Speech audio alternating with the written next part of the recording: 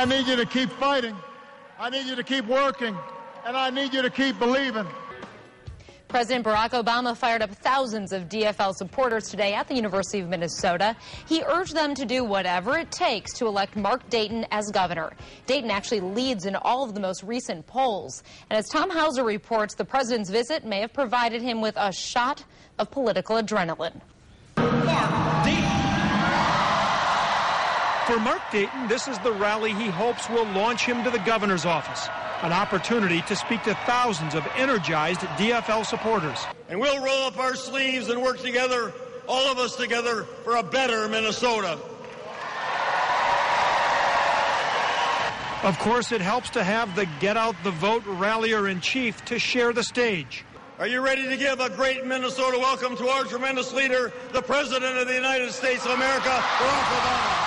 With about 7,000 people jammed inside the U of M Fieldhouse, President Obama said he served with Dayton in the Senate, and he is confident he would be a great governor. The only candidate who's helped grow this state's economy. The only candidate who's put people back to work. The only candidate who's saved taxpayer dollars by cutting waste and abuse. So you know Mark Dayton.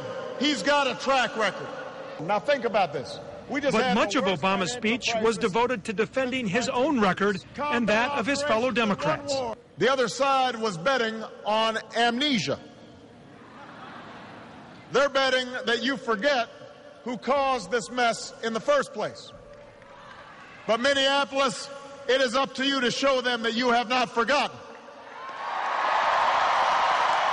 This visit wasn't just about rallying Democrats. It was also about raising money in what's turning out to be another expensive election year.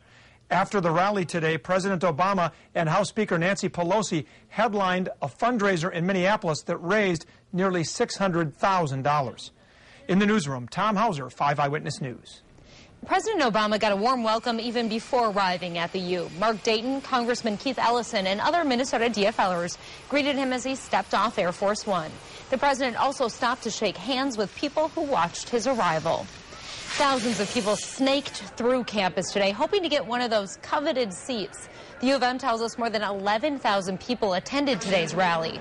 People who didn't get a seat in the field house watched a live feed of the speech inside the sports pavilion and at TCF Bank Stadium.